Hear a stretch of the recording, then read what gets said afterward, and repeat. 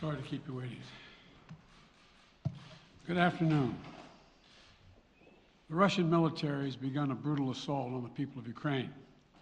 Without provocation, without justification, without necessity, this is a premeditated attack.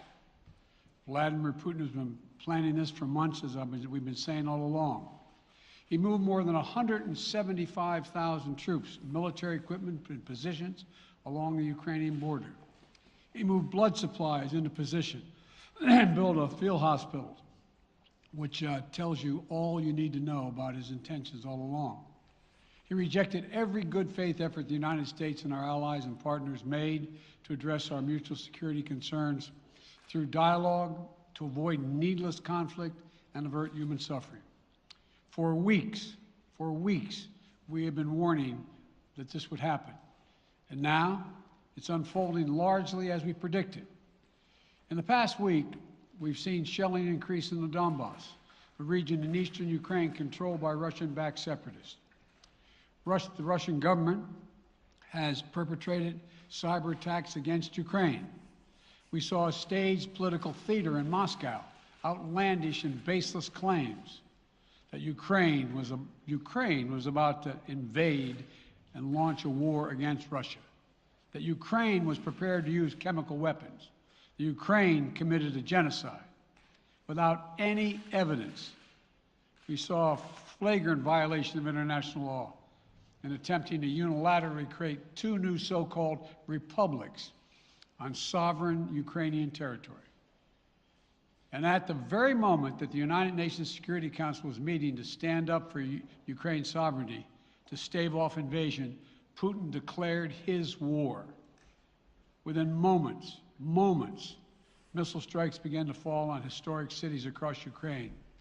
Then came the air raids, followed by tanks and troops rolling in. We've been transparent with the world. We've shared declassified evidence about Russia's plans and cyber attacks and false pretexts so that there could be no confusion or cover-up about what Putin was doing. Putin is the aggressor. Putin chose this war, and now he and his country will bear the consequences. Today, I'm authorizing additional strong sanctions and new limitations on what can be exported to Russia. This is going to impose severe cost on the Russian economy, both immediately and over time. We have purposely designed these sanctions to maximize the long-term impact on Russia and to minimize the impact on the United States and our allies. I want to be clear, the United States is not doing this alone. For months, we've been building a coalition of partners representing well more than half the global economy. 27 members of the European Union, including France, Germany, Italy, as well as the United Kingdom, Canada, Japan, Australia, New Zealand, and many others, to amplify the joint impact of our response. I just spoke with the G7 leaders this morning, and we're in full and total agreement. We will limit Russia's ability to do business in dollars, euros, pounds, and yen to be part of the global economy. We'll limit their ability to do that. We're going to stunt the ability to finance and grow the Russian military. We're going to impose and we're going to impair their ability to compete in high-tech 21st century economy. We've already seen the impact of our actions on Russia's currency and the ruble, which early today hit its weakest level ever in history. The Russia stock market plunged today. The Russian government borrowing rate spiked by over 15%. In today's actions, we've now sanctioned Russian banks that together hold around $1 trillion in assets. We've cut off Russia's largest bank, a bank that holds more than 1/3 of Russia's banking assets by itself, cut it off from the U.S. financial system.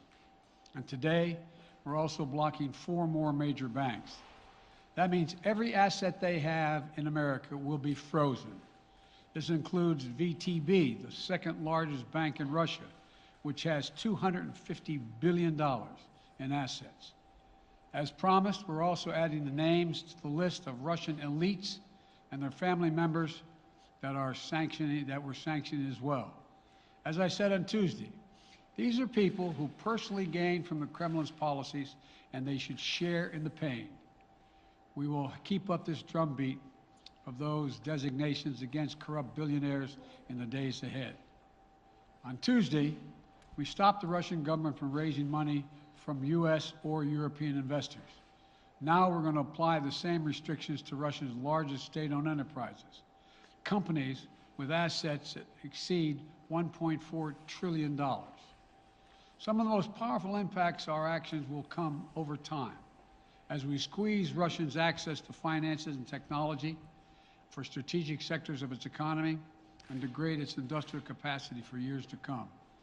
Between our actions and those of our allies and partners, we estimate that we'll cut off more than half of Russia's high-tech imports.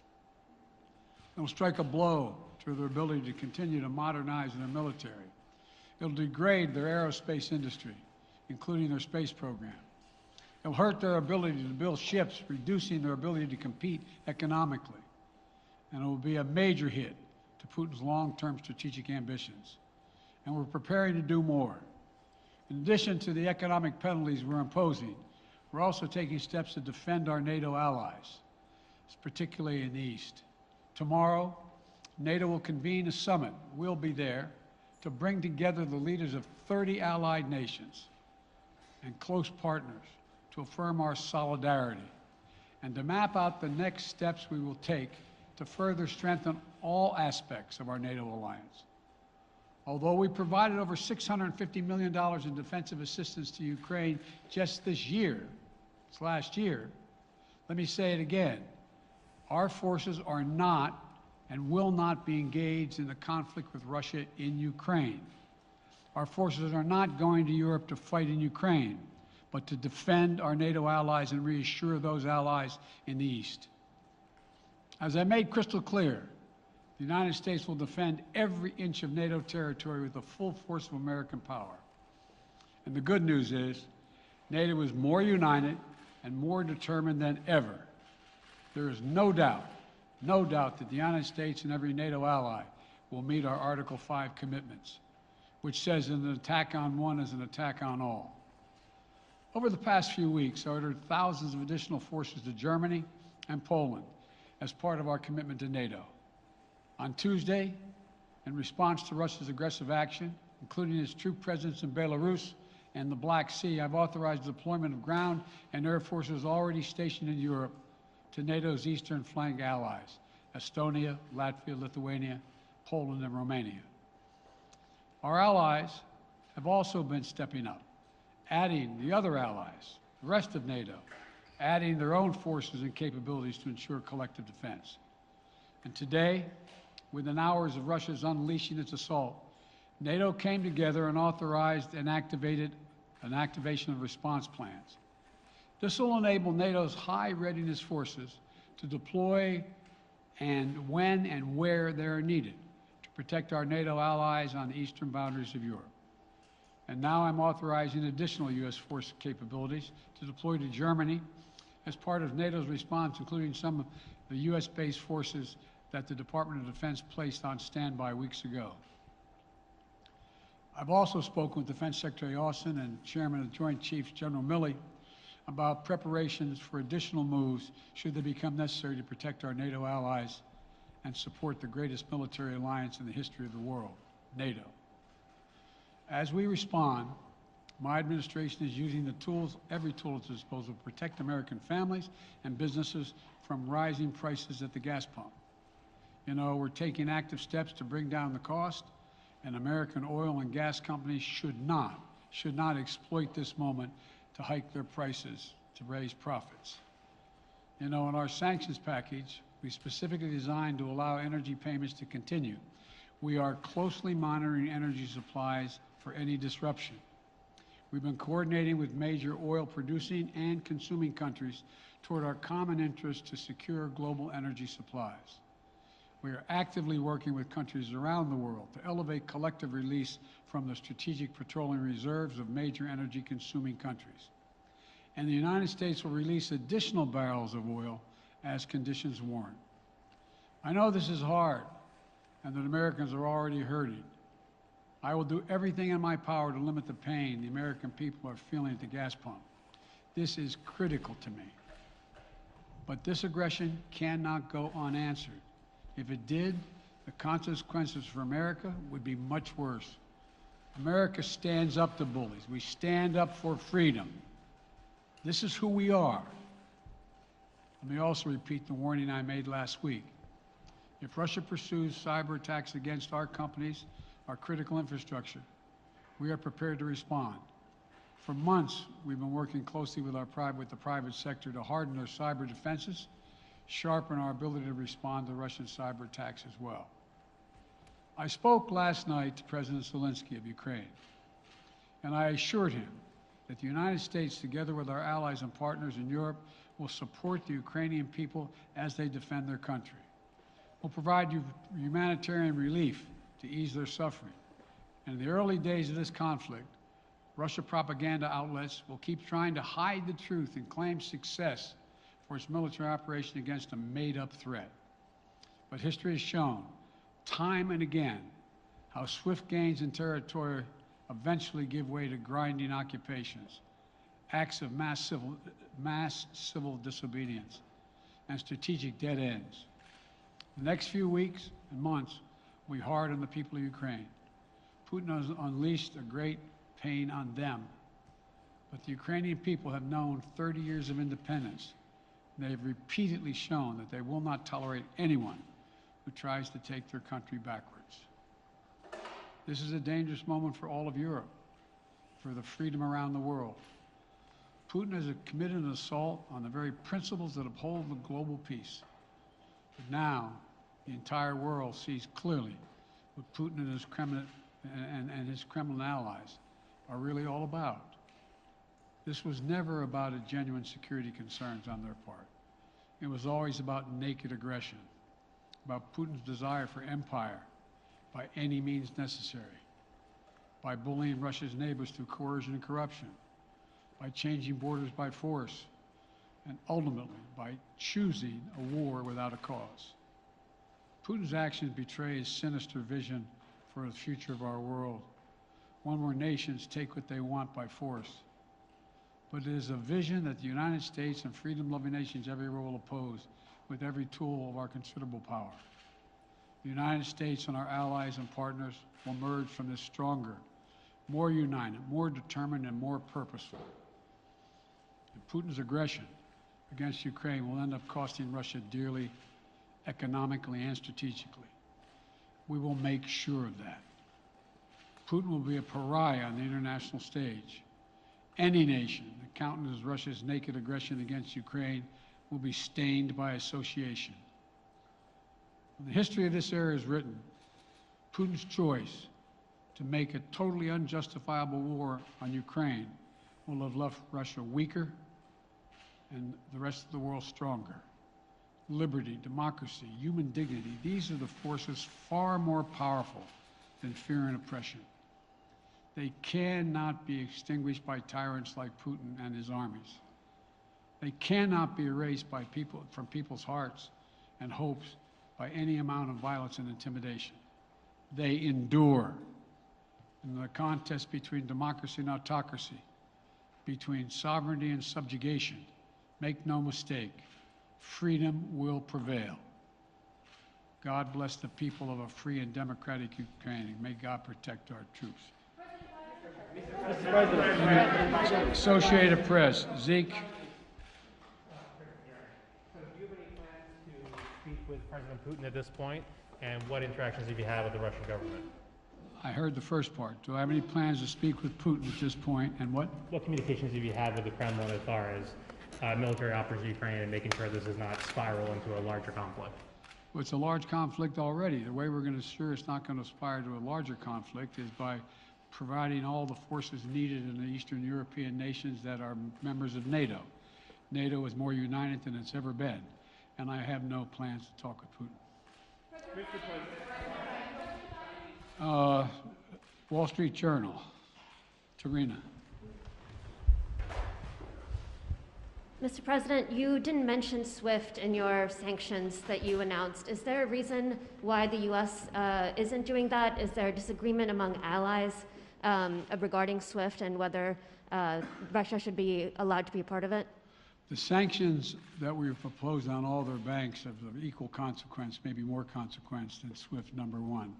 Number two, it is always an option, but right now that's not the position that the rest of Europe wishes to take.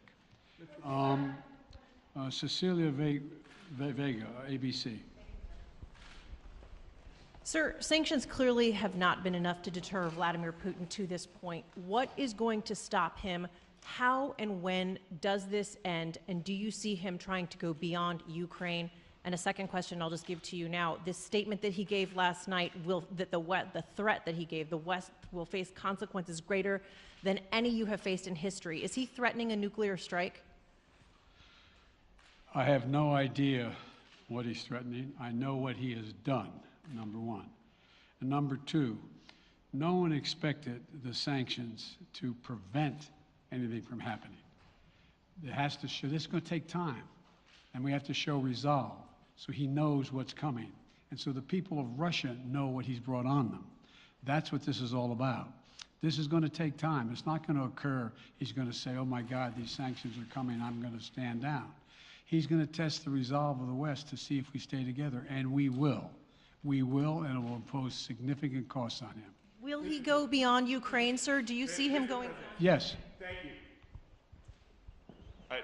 Two topics, just really quick. First, markets are down and gas prices are up. I know you always stress the difference between Wall Street and Main Street, but everybody seems to be in for some economic pain. How economically painful is it going to get for people in this country? And I do have one more question. First of all, there's no doubt that when a major nuclear power attacks and invades another country, that the world is going to respond, and markets can respond all over the world. So there's no doubt about that, number one. Number two, the notion that this is going to last for a long time is highly unlikely as long as we continue to stay resolved in imposing the sanctions we're going to impose on Russia, period. What's your next question? I'm sorry.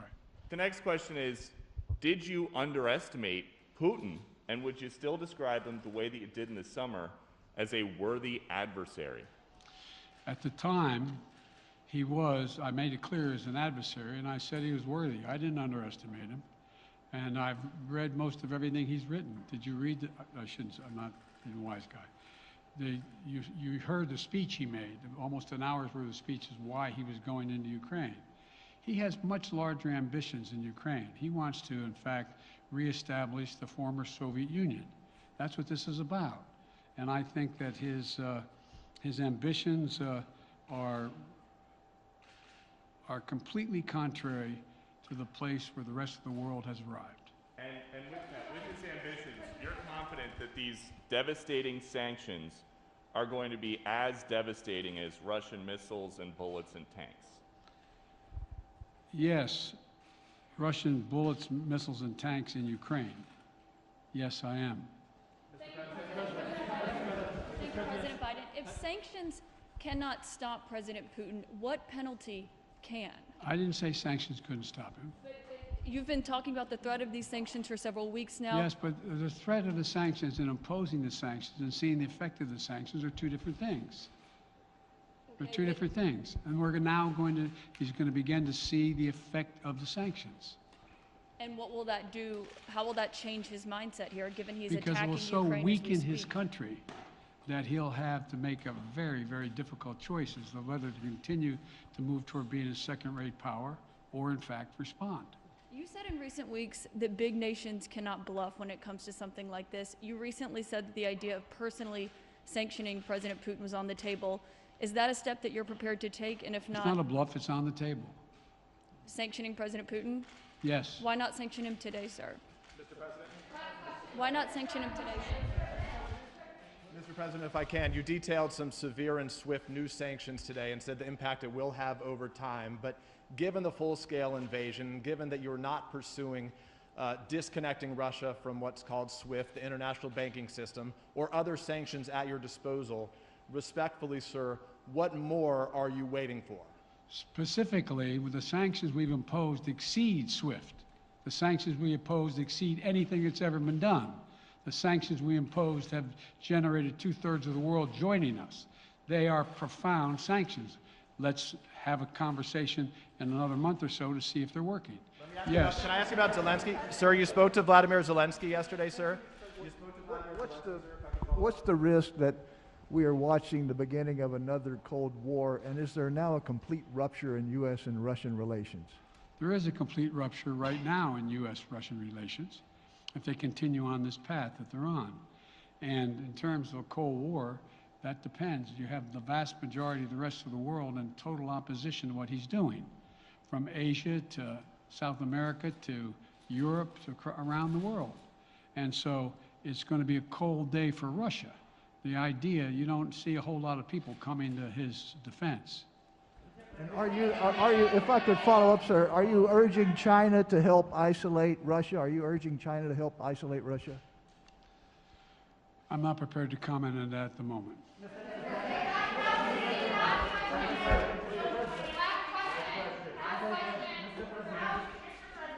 All right. No. Yeah. No. He's had his hand up a long time. Thank you, Mr. President.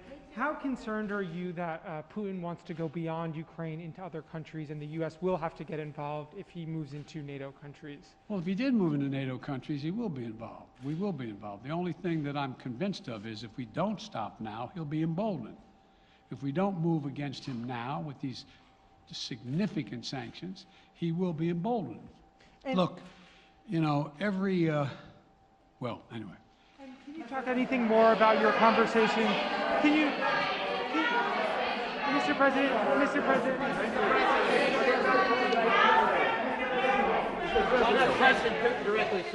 Why not sanction Putin directly today? I'm sorry, I can't hear you. Sir, India, which is a major defense partner of the United States, is India fully with you on the issue of Ukraine and Russia? Does the Defense Department of the United States? Sir, India is one of your major defense partners. Is India fully in sync with the United States on Russia? We're in consultation with India today. We haven't resolved that completely. One more question. Okay, thank you all very much. Thank you. Mr. President, why not sanction